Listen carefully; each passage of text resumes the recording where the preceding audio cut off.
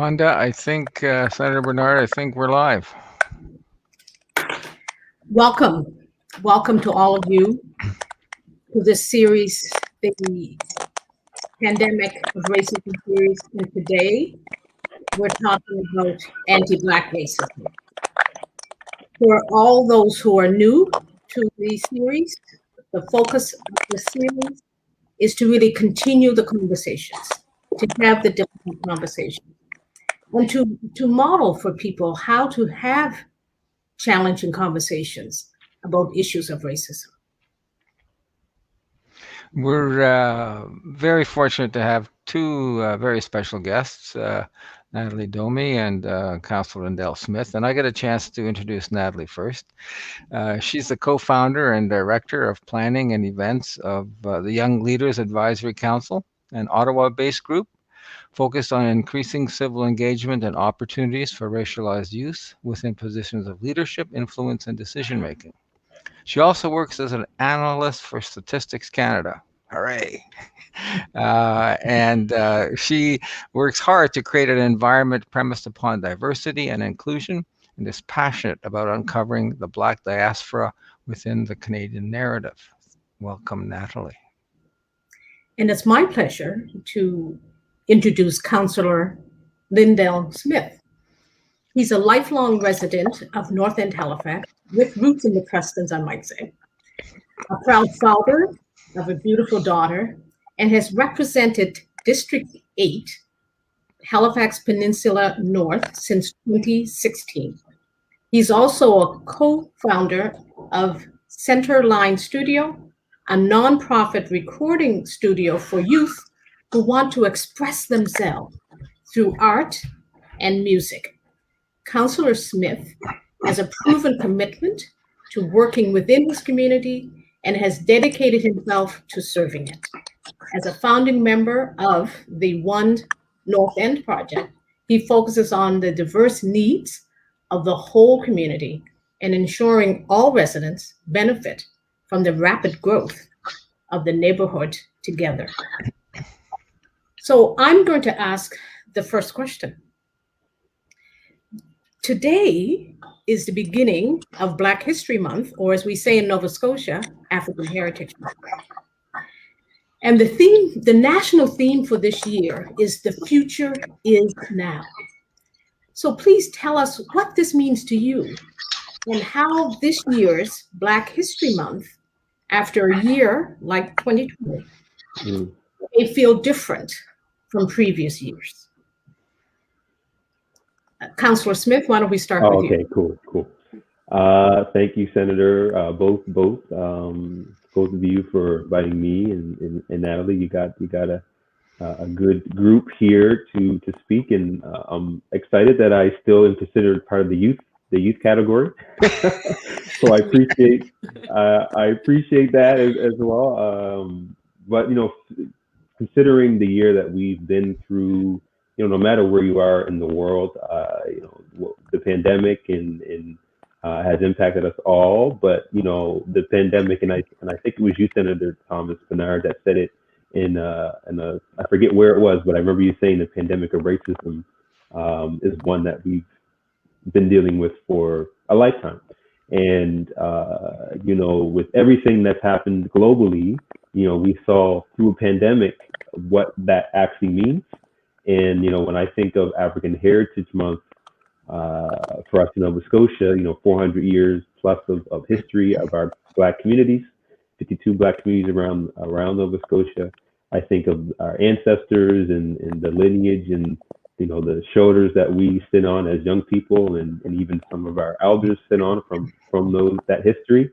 And I think of the future in that, in the Black community, what we do as we see as the people who are growing up under elders, with our grandparents, with our aunts and uncles, how they always make sure that the young people are growing up in a place of respect, of understanding of your family history, and understanding where you come from. And the history, looking at today's theme, we as Black people need to continue to carry that torch of making sure our young people understand our history, understand our culture, and want to continue to raise up and fight against those injustices. And the only way we can do that is through continued conversations, but for young people to continue to carry that torch. And thankfully, I was able to work with Natalie and her team when they came to Nova Scotia, and then they've done an amazing project that was led by youth, and that is what we need to see. And Natalie, probably, I don't want to take any thunder from you, but seeing that go across the country, your project was amazing. And continuing for young people to take ownership of their story is what we need to see. That's a wonderful segue for you, Natalie, to respond to that first question. Well, thank you, Lyndell, for that. And I just wanted to acknowledge today that I'm coming to you from Ottawa, which is the traditional territory of the Algonquin peoples. And thank you, both senators, for having me. When I heard the theme for this year's Black History Month, The Future is Now, I interpreted it really twofold. I saw it as our future really being now, and an acknowledgement on the fact that the actions we take now in this lifetime will have a generous impact on the lifetimes of those people to come. And it's kind of that Indigenous concept of 7 generations. And it's the idea that we've seen a massive problem, a twofold, a dual pandemic, and now it's time to take action to ensure a more equitable future.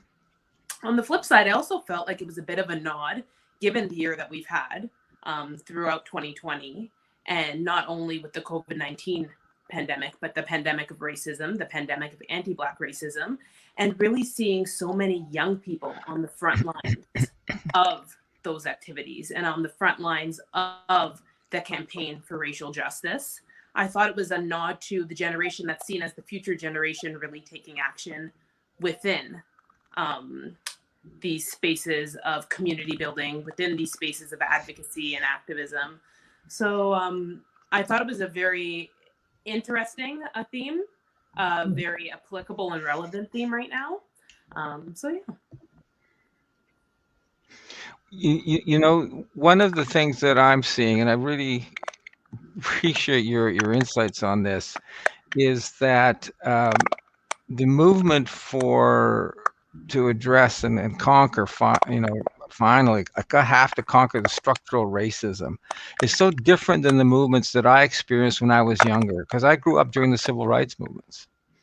And I remember very, very well, I was in high school and early university during the civil rights movements, and the leadership there was a particular kind of leadership, and the challenges were particular kinds of challenges. Those still exist, but I'm seeing a different kind of movement now, younger people involved, a different way of addressing this.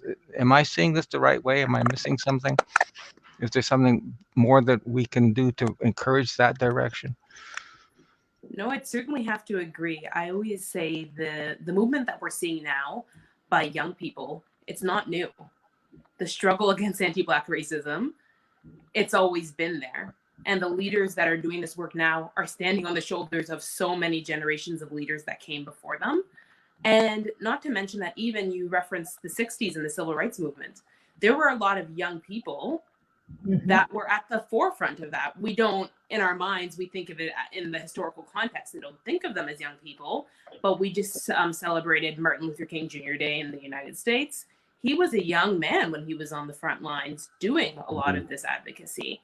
But I think really a big difference is this globalized world that we now live in, and the massive telecommunications that comes with us that creates this global shared social space.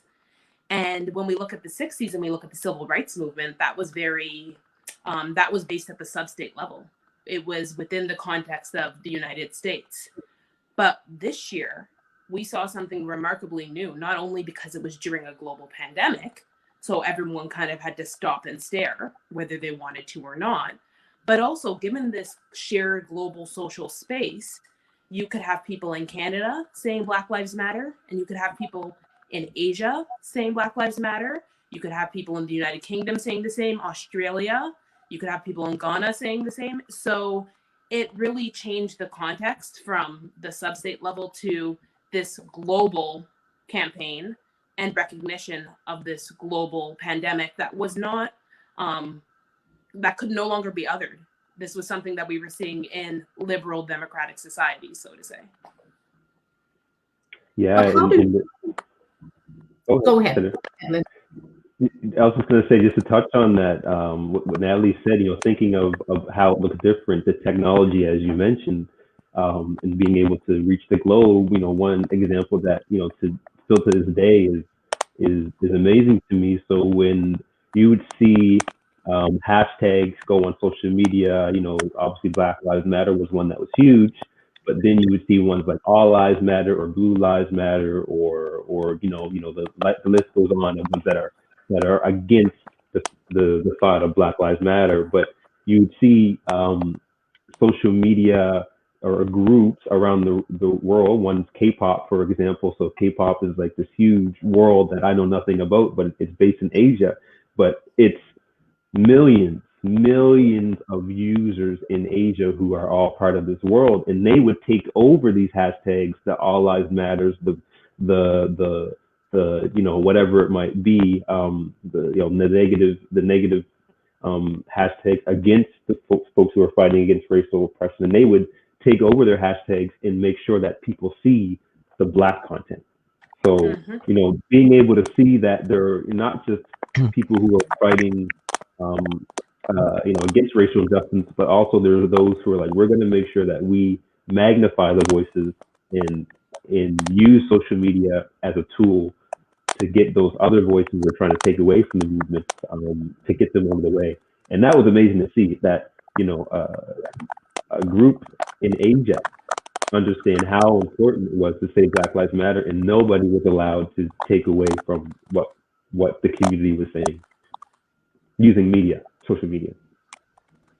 And a wonderful way to use the social media. It's taking back the power, really.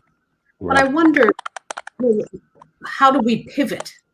How do we pivot this moment in time where we have this global reckoning, but we're also seeing these elements of anti-Black racism everywhere, even though there's a global supportive fight? How do we make this a movement and not a moment? Are there specific actions that you think would help us move in that direction?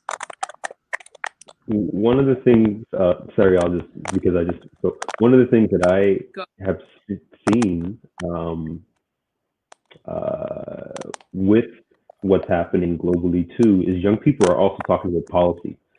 So, when we think of historically, we think of folks who are in the street marching against racial injustice and wanting to see change. But, now in, my lifetime, this is the first time that I've seen that, the marching in the streets where folks are saying racial injustice and wanting to fight against the man, but they're also saying we want to change policy, which was one of those things that you had to be there at the time during civil rights to see those people who wanted to do the policy. We're now, as young people in our generation, we're hearing young people talk. We want to be elected. We want to see our leaders, our prime ministers, our city councilors, our MLAs, MPs put policy in place that deals with these issues. And to me, that is the action of what are the systemic policies that are in place that oppress others. And, we're speaking of obviously those of African descent, but there are policies that oppress many people as well, our indigenous brothers and sisters, and we work really hard to address that. But to me, that has been the most refreshing piece of the action is young people are saying, I want to change policy. And, to me, that is something I've never seen in my lifetime. Yeah, I really appreciate that perspective. I think that there's an increasing recognition about the structural nature of racism. It's not just individual people being racist, but the structures oppress, and the need to change the structures and to focus on the structure. And I'm really glad but that you, well, both of you are focusing on structural changes. There's political change. There's work within bureaucracies. What can everyday people do to focus on structural things? I think with regard to everyday people, I think so often when we think about change in our everyday lives, we think we have to have some level of power. And a lot of the times people ascribe power and leadership to title. But that's a very rudimentary form of leadership, right? And a very rudimentary form of power, because we can influence the actions that we directly have control over. So I think within our various environments, fostering it, seeing what we can do to decolonize the environments that we're in, to foster environments that are anti-oppressive, anti-racist, that are environments of diversity and inclusion. Because we hear this thrown around so often, diversity and inclusion as buzzwords. Diversity is a fact. We can look at the mosaic that we live in. We can look at the pluralist society that is Canada. Inclusion is a choice.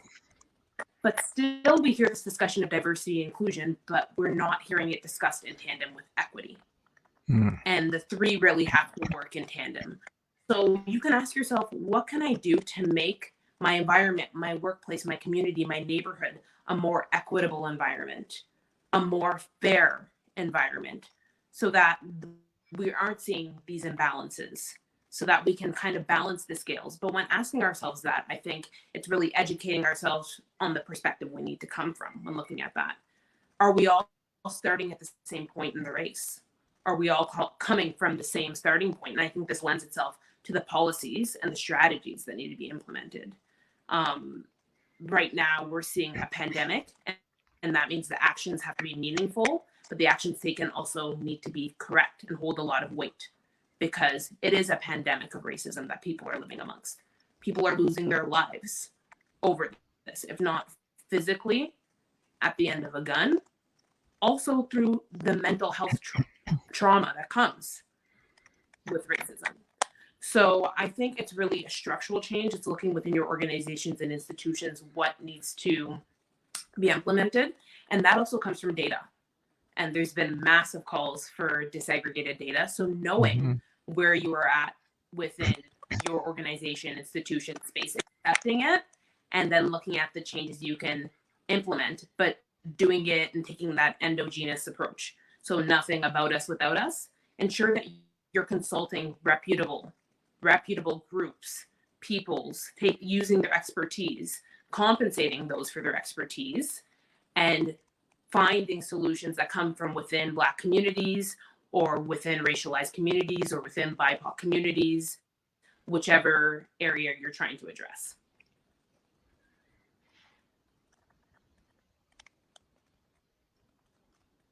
Wanda, I think you're muted. Thank you.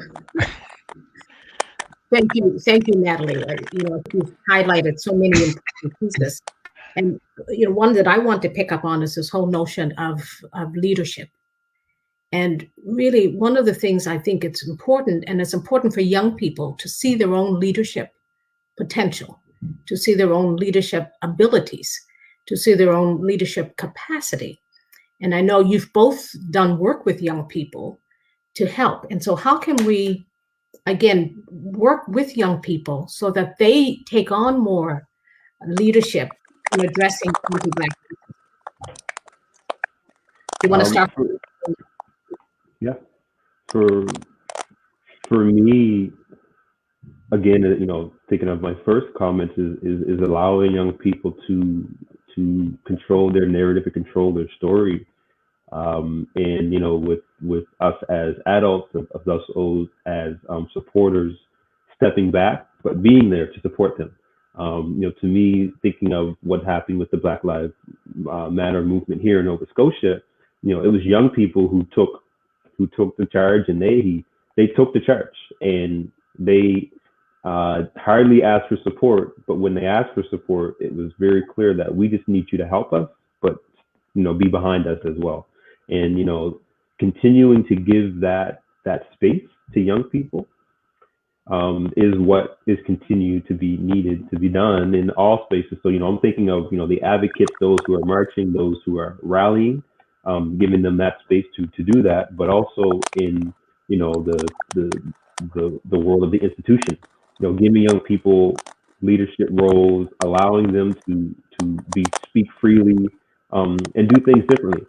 If we as institutions, I'm in the government, I'm a politician, if we continue to allow our institutions to operate how they always have operated, we will continue to operate how we always have operated, which means that people are going to be oppressed. That's just the case of it. But if we recognize that how we've operated for centuries does oppress individuals, and there are ways to get past that, as us who are there as the old guard, but also those who are coming in as the folks who might be policymakers, who might be young people who are elected, giving them that opportunity to make decisions, be part of the leadership tables, being part of cabinet meetings, being part of whatever it might be, we'll learn very quickly the barriers that stop us from that stop young people from getting involved, but also the barriers that stop us to really get serious about dealing with the pandemic of racism.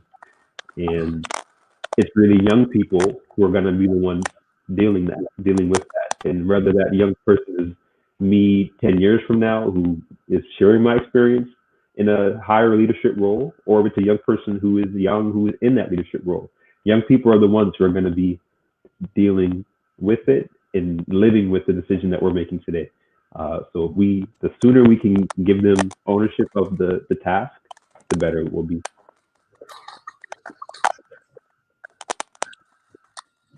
Okay. Can we talk a bit about how you blend your community activism,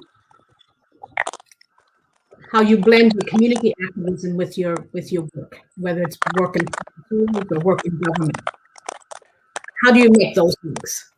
I think Senator Kutcher was speaking, but he was on mute. That's okay. I was going to ask exactly the same question that one Thomas Bernard was going to ask. So she just took it from my head, or I took it from her head. We end up sharing so many things in common. It's weird. Go ahead, Juan. So I was speaking, but he wasn't. You've got the floor. There's a lot of audio feedback, so they're asking us to mute when we're not speaking. Yeah, I'll let Natalie take on that one.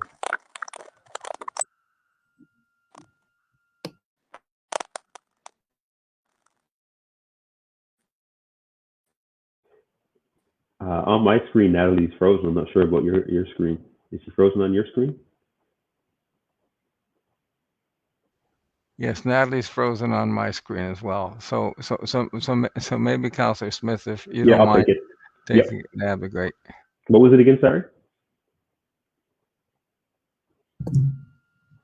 Really looking at what links and connections you make between your community activism. You were a community activist before you became a Halifax councillor, and I think one of the youngest Halifax councillors in the history. So how do you make those links between your responsibilities as a politician and your community activism? Right. Yeah, it's a difficult one, and even for you, Senator, you worked on the front lines for many years, and I know once you became senator, it changed how you operate, because some things that you might want to say that you usually say, you got to kind of be a little bit more diplomatic. So that was part of the problem is a lot of the things that I focused on, policing, community mobilization, and I wasn't really somebody who was out protesting in with the front line with the megaphone, but I was in the background trying to organize and help folks with that. So it's been difficult and still is difficult dealing with trying to be the community part of me, but also understanding that I represent a region. I'm a councillor, a regional councillor in Nova Scotia, so there is also a piece where I have to be cognizant that I do represent a city, and my views whether it can be seen to be problematic on the city's end, can cause some headaches for the city, which sometimes doesn't matter if it's an important issue. If it's an issue around racial injustice, and I'm going to say Black Lives Matter, and I'll say it over and over again. If the city, for whatever reason, our city doesn't feel this way. We have Black Lives Matter painted on two of our big intersections in the city here. But if say they didn't support that, it could cause some issues there. So having to wear my elected official hat, but also advocate, has been difficult. But what I do, and what has helped me kind of get through that phase, is to continue to do as best as I can to still work with community as whatever way that might look. So that's being part of boards, that's being part of event committees, community community watch teams, whatever that might be, in my capacity, trying to do that, because I don't have the time to go and stop by the organizations like I used to, or just walk down the street, see who's around and have discussions, or pop into the library where I spend a lot of time. So those things look differently because just my role. So that's been the most difficult part of just trying to balance my public role as an official, but also the working for the community as best as I can. And it's still something that I struggle with, and I'm not going to pretend that I figured out the formula. So it's not a good answer to. I'm still working to figure out what that looks like. I don't think there is a formula. Yeah. Natalie, I'm glad you're back. I don't know if you actually heard the question, but we're trying to figure out how you make the connection. Okay. It's funny because I do find ways to make the connection, but I actually very much keep the two apart. For the simple fact that I am a public servant, and of course we're nonpartisan, and we support the government of the day. A lot of the community advocacy I do has to remain entirely separate from the work that I do. But where I do find that the two intersect, not only in my own identity, it's a lived experience. I carry it with me everywhere that I go. But when we talk about structures, the awareness and the sensitivity I have to a lot of the community-based activism, particularly within the Black community, I can now apply that within my space of work, no matter where it is, whether it's the public sector or somewhere else, because I can identify where there are barriers, where maybe policy is not representative, or maybe infringing upon various groups. So I kind of keep the two separate, but I do take the opportunity to use the skills I acquire in community advocacy and apply that within the corresponding groups in the public sector. So of course, there's the federal visible minority networks. Almost every department and agency has one, and that's an opportunity to have discussions about the real internal policy changes that employees would like to see in the public sector, what representation looks like in the public sector, but then also, because I have that connection to community spaces, bring awareness to the expertise and the resources available within the community that these departments and agencies can tap into. So for example, doesn't feel like a year, but last year for Black History Month, February 2020, one thing that we really wanted to acknowledge in the public sector was the International Decade for People of African Descent from 2015 to 2024, and how this applies within the public sector in Canada. And we were able to tap into a lot of experts, a lot of practitioners from within the community, largely that maybe my department or agency wasn't aware of, but that I had collaborated with, worked with, and was able to use that kind of duality of the spaces in which I operate to apply it to the public sector. So there's a lot of commonality between the two, but they're also worlds apart at the same time.